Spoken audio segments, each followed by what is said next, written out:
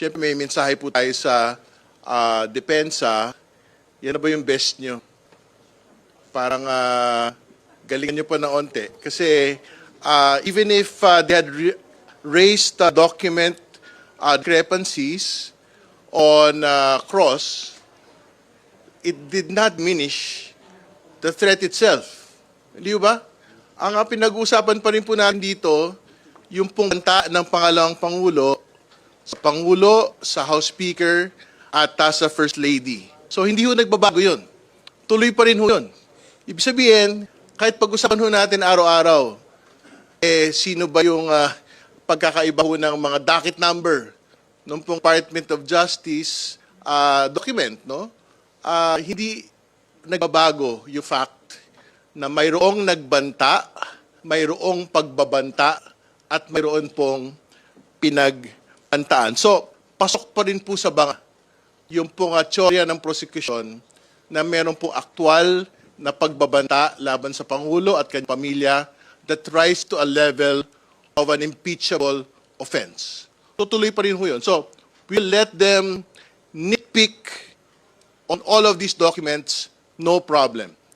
Kasi hindi ho nagbabago yung fact na mayroon pong pagbabanta. Pangalawa, nakakatawa ho yung mga tanungan. Sa totoo lang, parang no-brainer yung mga tanong eh. Yung pong cross-examination on several points. No? Una, pero magpagtatanong ho doon sa control of the Office of the President over the NBI and the DOJ. Parang talaga naman. Hindi ba? Kasi it is in the executive department. Hindi ba? Pero ang gustong pakita roon ay pinakikiman ng Office of the President yung pong trabaho ng DOJ, pinakikiman po ng Office of the President yung pong trabaho po ng NBI. Pero malinaw ho yung sagot ni Attorney Lotoc ho doon eh. Hindi ba? Yung pong back and forth of documentation from the DOJ to the NBI. Ang sabi ng DOJ, hindi, may kulang yan, isoli nyo, ayusin nyo. Inayos nila.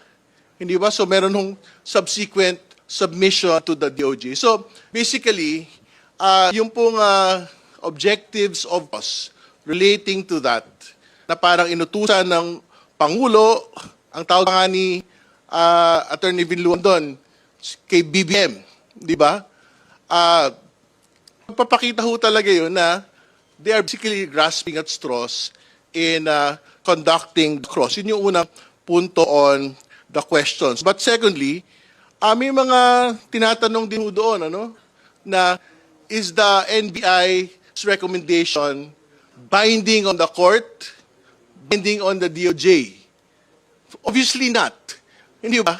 At tingin ko mali naman ho, not just to Attorney Lotoc, but to the public itself, na talaga naman hong recommendatory po yung pong patingin ng DOJ, pero pwede ho yang i-consider ng DOJ at nung pong mga korte, pagka meron na pong mga kaso, in the same manner na yung mga findings ng NBI na ito, pwedeng i-consider ng Senate Impeachment Court in convicting the Vice President on threats against the President and his family as a betrayal of public trust, as an imputable offense. No? So, antayin namin ngayong araw nito, yung pong pagtatapos, anong pong cross-examination, I'm quite certain, meron pong redirect dito and matatapos po yung testimonya na ito na blemished yung pong pinindigan ni Attorney Lotoc on the manner of their investigation, the threats were actually made